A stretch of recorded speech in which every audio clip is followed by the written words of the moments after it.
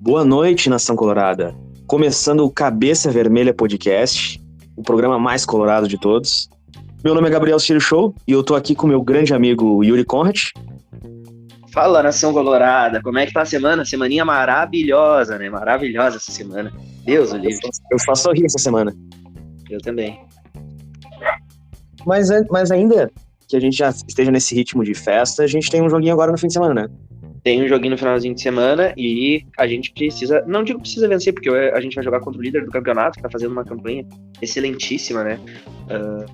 Mas a gente tem que jogar bem, né? Temos que jogar bem, se vir a vitória é melhor, o empate também é agradável, mas jogando bem, até a derrota dá pra levar em consideração.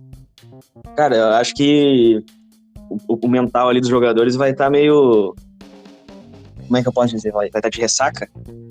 Cara, eu não sei se ressaca seria a palavra correta. Eu acho que, claro, os jogadores comemoraram, jogaram bem, né? Mas eu acho que o Kudê vai com o time titular a princípio, tá? Pelo que o pessoal andou falando. Até pra pegar ritmo de jogo, mais entrosamento pra... Eu gosto. Eu gosto do Inter com o time titular. Tu tem aí o provável time, Yuri? Cara, eu tenho, mas antes eu gostaria de pedir para os nossos ouvintes e os nossos telespectadores, né, curtir o canal, se inscrever, comentar, né, para o algoritmo do YouTube entender que a gente está sendo relevante e alcançar cada vez mais pessoas, né? Então, por favor, se inscreva, curte, comenta, compartilha. Até para incentivar, a gente tá com material aí para soltar que gravamos no jogo e Yuri, dá para dizer que tá sensacional, né? Tá sensacional, tá muito bacana. E a gente tá adorando fazer isso, cara. Estamos adorando fazer isso. Agora tá sendo mais pro hobby, porque a gente não é monetizado ainda no nosso canal, né? Mas a gente tá fazendo isso pro hobby e isso é um apoio, né? Uma forma de... Um like é como se fosse, como é que eu posso dizer? Uma gorjeta ali, um sinal que gostou, né? Um incentivo, né? Um incentivo, cada vez mais incentivo. Tá show. Isso. O pessoal, nossos ouvintes recorrentes andam comentando bastante, sempre vídeo após vídeo, né? Tá sendo bem, bem legal. Mas então vamos lá. Pelo que eu andei vendo, tá? O Internacional, ele conta com 2 desfalques, né? Que é o Johnny e o Depena, que foram... O Johnny tá pelo terceiro cartão amarelo e o Depena foi expulso no jogo contra o Corinthians, né? Então, a gente não pode contar com esses jogadores. E o provável time do Inter é o Rocher, maravilhoso o Rocher. Bustos, Mercado e Vitão, né? Vai depender da condição do mercado ali de jogo, mas provavelmente ele vai pro jogo se tiver condições. René. Aí na abertura de meio campo é o Gabriel, tá? E aí também tem uma dúvida, tá? Se joga o Arangues, se o Arangues vai ter condições de jogo ou se ele vai ser poupado. Então pode ser que seja Arangues ou Bruno Henrique. Aí Maurício, Alan Patrick, Wanderson e o Ener Valencia. A princípio, né? Esse é o time. Cara, eu acho que eu pouparia o Mercado, mas ali Gabriel e possivelmente o Bruno Henrique eu gosto, cara. Eu gosto bastante, eu achei jogo pra eles. Até a gente precisa ver mais do Bruno Henrique, né? Sim. Todas as amostragens do Bruno Henrique até agora me agradaram, cara. E eu acho que ele pegar um jogo forte, assim, desde o começo, acho que é importante pra gente ver se a gente vai poder contar com ele. O que tá sendo mostrado que sim, né? Mas até pro decorrer aí da temporada. Porque vai ter muitos jogos intensos na Libertadores. Os 2 jogos contra o Bolívar são 2 jogos bem complicados. Então a gente vai ter que precisar ter esse cara aí pra jogar o Brasileirão. E também entrar no decorrer dos jogos da Libertadores. Cara, e o legal desse jogo contra o Botafogo é porque o Botafogo tá com um grande desempenho, né? Tá fazendo um ano espetacular, ou seja, é um grande jogão, né? Um baita jogo que vai botar o Inter mais uma vez em uma prova para enfrentar. E a gente precisa disso, a gente precisa de confrontos grandes, né? Pra cada vez pegar mais casca, né? Com certeza. Cara, é um baita adversário. É um baita adversário e eu tô ansioso pra esse jogo mesmo. Eu quero ver como é que o Inter vai se comportar. O Botafogo, ele não conta com o artilheiro do campeonato, né? O Tiquinho Soares. É uma notícia boa pro Internacional. Eu acabei separando algum material aqui do Botafogo, vou falar pra nós debater então, Gabi. O Botafogo, ele é a melhor defesa, tá? Tem apenas 10 gols sofridos. E ele é o segundo melhor ataque, tá? Tem 32 gols marcados. Se eu não me falha a memória, ele fica apenas atrás do Palmeiras, que tem um gol a mais, né? Então, é o segundo melhor ataque do campeonato. E desses 32 gols que eles fizeram, eu vi todos os gols, né? Vi um por um. E eu peguei as seguintes informações, tá? Desses 32 gols, 5 foram de contra-ataque, tá? Só que não se enganem, tá? Não quer dizer que o Botafogo não tem uma válvula de escape. no contra-ataque não seja uma válvula de escape do Botafogo. Eles têm o contra-ataque como uma arma também, só que o percentual ali, digamos, o aproveitamento deles não tá sendo muito bom. Então eles fizeram apenas 5 gols, tá? Eles fizeram, agora, duas maneiras que eles fazem gols são os principais, tá? Que é a bola parada. Eles marcaram 12 gols de bola parada. Aí é um grande problema, né? Exatamente, era isso que eu ia falar, que é um problema pro Internacional, a bola parada, né? Foi o gol que a gente levou do River Plate, né? E também, uma outra arma muito boa do Botafogo é que eles fizeram 14 gols, ou seja, a maior parte dos gols com um bloco fechado, tá? Quando o adversário estava em bloco baixo. Tava bem postado ali, praticamente quase todos os jogadores atrás da linha da bola. O Botafogo conseguiu marcar 14 vezes, ou seja, é um time que envolve a marcação, né? Ou seja, se a gente pressionar a saída de bola deles, o contra-ataque não é a principal arma deles, e é só a gente não se postar tão aceitando a pressão deles. É, claro que o Internacional, durante a partida, isso vai ser em qualquer partida, não só contra o Botafogo, vai ter um momento que vai estar com as linhas mais compactadas, né? Com as duas linhas mais compactas, porque é normal do jogo, né? O jogo obriga isso. Só que tem que estar com uma atenção redobrada, tá? E outra coisa, tu falou como que o Inter vai marcar pressão, né? Marcando pressão, né? Com o adversário com bloco avançado, marcando pressão com bloco avançado, o Botafogo conseguiu fazer apenas um gol. Pois é. É bem... ansioso aí que teve uma interrupção aqui, mas é isso aí. Desses 32 gols, então, relembrando, 5 foram de contra-ataque, 12 de bola parada, apenas um gol eles fizeram quando o adversário estava em bloco alto e 14 com um bloco fechado. Cara, é bem interessante a gente ver isso, porque fica bem claro isso de que talvez vai ser um jogo onde o Inter e o Botafogo talvez um anule o outro. É, vai ser interessante, por isso que eu tô ansioso pra esse jogo.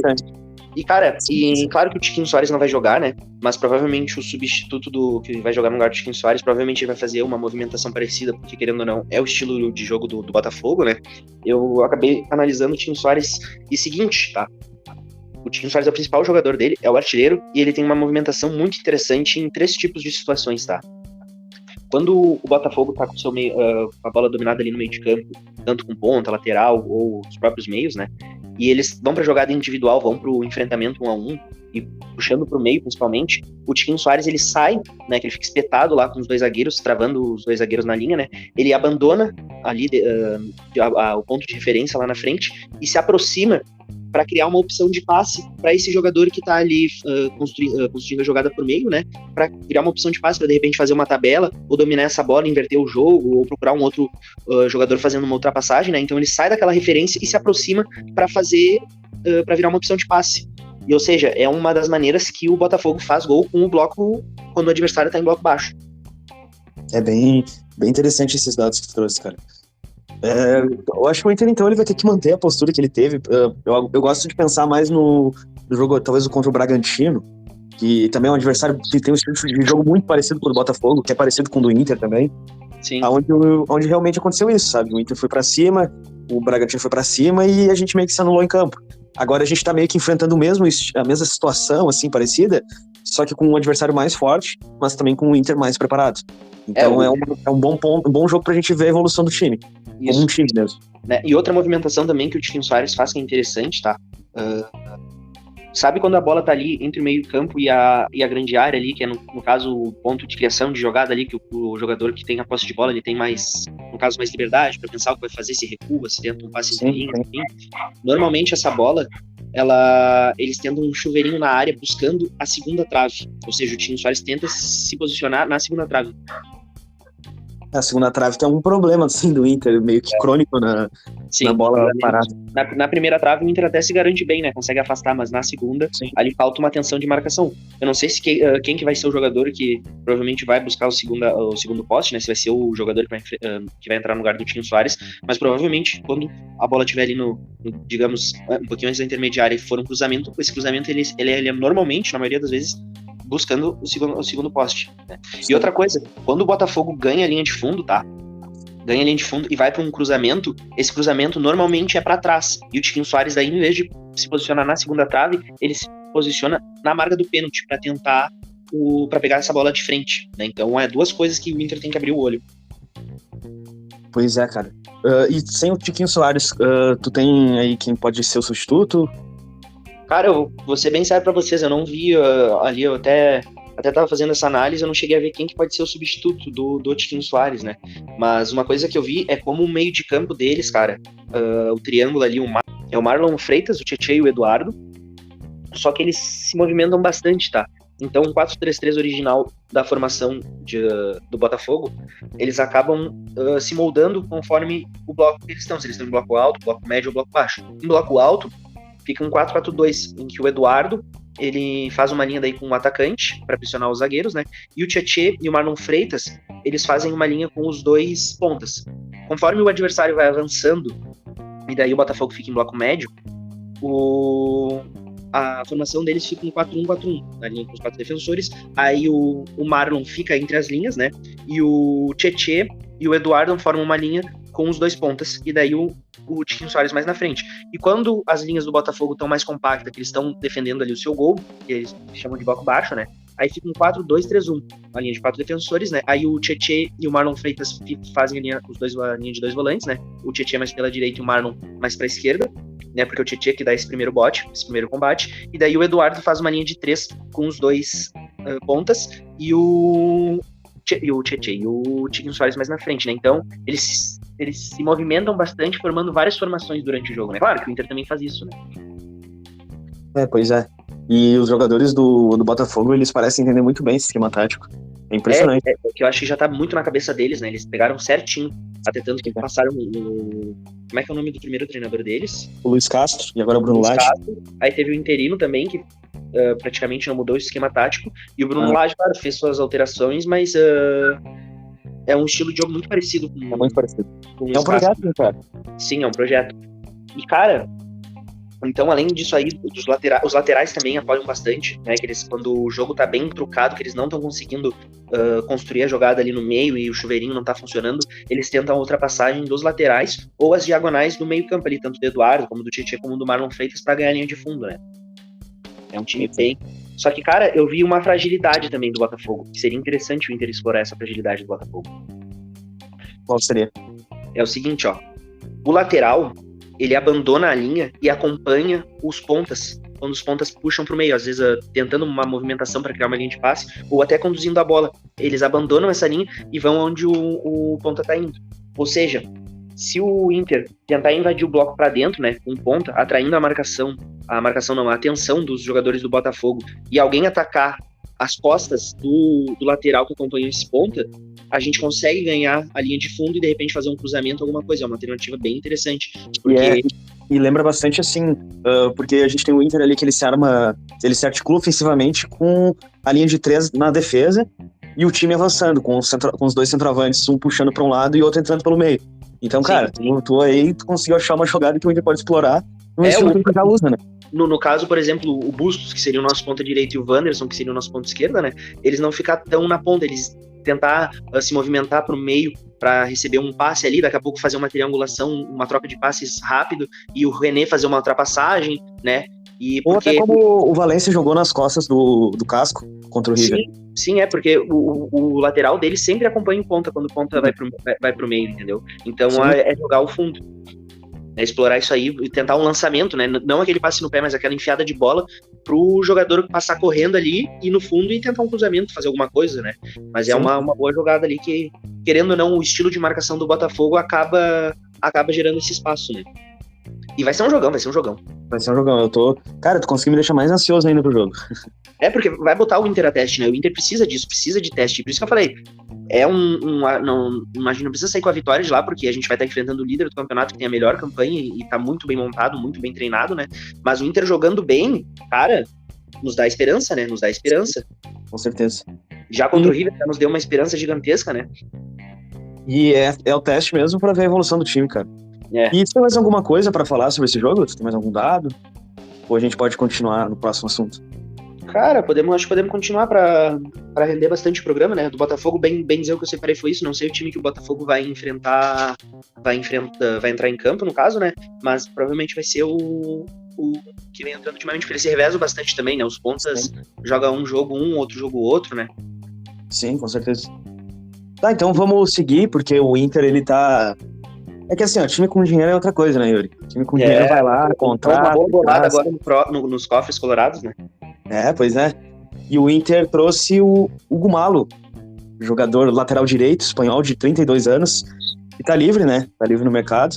Foi jogador do Kudê na época do Celta de Vigo. É conhecido do Kudê, né? E, cara, e sendo bem sincero, era um jogador que eu não conhecia. Eu tinha ouvido rumores dele de vir pro Atlético Mineiro ali no começo do ano, só que eu não fui muito atrás, assim, do jogador, não me chamou atenção. Mas, obviamente, como o Inter agora tá contratando, eu tentei ver o máximo possível de vídeos sobre ele, informações, dados. E, cara, é uma contratação, assim, que cada vez que eu vejo mais, eu tô gostando, sabe? Sim, é que aquela coisa, né? O jogador, quando joga na Europa e volta pro Brasil, né? Tu vê uma qualidade absurda. E esse cara aí, querendo ou não, ele jogou a vida inteira na La Liga, né? Que é uma competição... Sim. Uma competição bem forte, assim, de alto nível. Então, é um jogador que vem pra agregar. É um jogador experiente. Eu tava vendo os lances dele que, além da marcação, ele tem uma boa bola longa, né? Uma boa inversão de jogo. Sim, cara. E ele é um jogador que parece que o estilo de jogo dele não condiz com a idade dele. Sim. Tipo... É que hoje em dia o futebol mudou, né? Que nem o Ener Valencia há 33 anos. Antigamente a gente falava, tá se aposentando. Pô, o cara tem fôlego de sobra, né? Pois é. Eu tava vendo alguns lances dele, porque ele é um jogador que ele movimenta muito aquele lado direito. E eu tava vendo os vídeos e me chamou a atenção que parecia que quanto mais velho ele tava, melhor ele tava usando o lado direito ali pra jogar. Sim, é aquela coisa, né? Mais conhecimento, mais experiência. E olha só, eu até ia trazer um corte pra gente botar pra reagir, mas infelizmente eu não consegui gravar o corte e botar aqui. Mas, cara, tava vendo os donos da bola hoje, eu não lembro quem foi que falou exatamente, mas foi um pessoal daquela turma lá, falou já até imagino. Que não era que o Inter não precisa desta contratação, tipo assim, não que não é uma boa contratação, mas que o Inter não precisa dessa contratação porque não tem carência na posição. Eles falaram isso do Rocher também. Qual que é a linha de defesa do Inter? Quem que é o reserva do Bustos? É o Igor Gomes, e daí sem o Moledo a gente não tem zagueiro. Pois é, o Igor Gomes agora voltaria pra zaga, né, pra gente ter uma dupla de zaga reserva com o Igor Gomes e Nacho, né, e não temos reserva, bem dizer, pra lateral, nem pra direita nem pra esquerda, né, agora com a contratação dele a gente tem, né, e daí agora de repente com o Depena sobrando no time do Inter, ele possa fazer essa função no lado esquerdo, né. Eu prefiro o Depena jogando menos, e o Depena como lateral esquerdo vai jogar menos, então... Eu acho uma boa alternativa reserva ao René, né. Eu trouxe aqui, Yuri, eu queria que tu me dissesse o que tu acha. Eu trouxe os dados dele, né? O que é interessante é que o Hugo Malo, ele nasceu em Vigo mesmo. Ele é natural da cidade, do clube dele. Uhum. E com 13 anos, cara, em 2002 ele chegou nas categorias de base do Celta de Vigo. E ele estreou em 2009 no time profissional já, se tornando titular ao longo da temporada. Que ano que ele entrou na categoria de base, desculpa? Em 2002. E 2009? Ele já jogou o primeiro jogo como profissional? Não, em 2009 ele assumiu a titularidade juntamente com a estreia dele no time profissional do Celta de Vigo. Caramba! Nossa, em pouco tempo ele já assumiu já foi promovido pra liga, pro time principal, quer dizer, não liga nada pro time, né? Não, e de 2009 até 2023 ele ficou como lateral direito titular do Celta de Vigo. Ele tem 449 jogos pelo Celta, 12 gols e 28 assistências. Cara, eu acho que aí o nosso presidente, Alessandro Barcelos, acertou, hein? E aqui, ó, sabe qual que é o dado que eu mais, assim, cara, que mais me diz que essa contratação é boa? O quê? Ele tem 309 jogos na La Liga. Cara, é cancha. É muita cancha, cara, é muita cancha. São muitos jogos. É bastante jogo. É um cara que vem pra agregar, né? Mas será que ele tira a titularidade do Bustos? Acho que não. Ele vem como alternativa, né? Eu acho que é alternativa. Eu acho que o Bustos ele já tá jogando meio jogo, basicamente. Porque ele avança muito. É que o Bustos é um lateral extremamente ofensivo, né? Não que ele não seja um bom defensor, que eu acho que até ele tem bastante garra ali. Ele evoluiu bastante, inclusive, nos últimos jogos. Defende bem. Só que como ele é praticamente um ponto atacando, ele se cansa bastante, né? Pô, vai ficar correndo 100 metros aí de volta várias vezes pra tu ver. Rapaz do céu. É muito intenso o estilo de jogo. Cara, eu daí, achei querendo ou não, ele saindo, querendo ou não, o Bustos saindo, praticamente tendo que sair todo jogo, ele vira como é que é o nome? Hugo Malo. Hugo Malo vira uma opção interessantíssima no banco, né? Mais uma vez que o nosso elenco não é curto, né? Não, e também que é interessante que foi apurado há pouco, se não me engano foi pelo Lucas Colar mesmo, não tinha sido confirmado ainda, mas a princípio o contrato dele vai ser até o fim do ano, com renovação automática caso o Alessandro Barcelos se reeleja como presidente do Inter. Então, que é contrato de 4 meses? Sim, estamos em agosto, praticamente, 4 meses. Pois é, o Inter contratou um jogador do calibre dele por 4 meses. Eu achei uma ótima contratação. Se der errado, não renova. Se der certo... renova, né? Cara, sim. Interessantíssimo esse movimento, ainda mais porque a janela está fechada, né? A janela está fechada. Então a gente pode contratar jogadores livres. O Inter ele até tem outras negociações ali no andamento, mas também como a gente não tem nada concreto, não tem como pegar e dizer aqui, sabe? Então, a gente vai aguardando. Mas a gente não tem esse furo aí com os dirigentes, nem tem esses jornalistas aí. Pois é. Então, cara, a gente observa e ao longo dos dias que vão passando, a gente vai trazendo aqui mais rumores, mais contratações do Inter. Mas o Hugo Malo foi um jogador que eu acho que o Inter achou e foi um acerto, assim, pra trazer agora com os jogos que estão vindo já. E falando agora com os jogos que estão vindo, né, o que tu espera desse confronto contra o Bolívar? Né, claro que a gente vai ter uma análise mais profunda do jogo, né? Claro. Mas agora, o que tu acha ali? Porque o torcedor tá pensando no Bolívar, né? Eu também falo do Botafogo, acho que vai ser um grande jogo, mas a minha cabeça não pensa no jogo contra o Bolívar. Cara, eu vou ser bem breve também, pra não me estender muito, porque a gente vai falar muito do Bolívar ainda, mas eu acho que a altitude é sim um problema, mas, cara, é uma boa equipe, eles conseguiram a classificação, não foi lá, claro que eles ganharam o primeiro jogo de 3-1, mas o jogo de volta... Eles jogaram bem do Atlético, né? Eles jogaram muito bem em Curitiba, então é uma boa equipe. Até o jogo não era pra ter ido pros pênaltis, né? Verdade seja dita, né? Era pra eles terem ganho em tempo normal. Pra ter conseguido a classificação em tempo normal. Assim, cara, o que eu tenho pra falar, eu acho que também vai ser um grande jogo, né? A altitude, que nem falou, é um fator que pesa bastante pro lado dele, mas a gente tem o Beira-Rio, né? E saber jogar. Eu até iria, de repente, com um time com poder de marcação maior no meio de campo, com mais jogadores preenchendo o meio de campo pra não deixar o Bolívar jogar, sabe? De repente com o Johnny Gabriel e o Arangues ou o Bruno Henrique pra ter uma marcação boa e ter o preenchimento ali, sabe? Porque a gente, com a bola, a gente corre menos, mas é aquela coisa, daqui a pouco a altitude ela não escolhe quem ela vai atacar, né?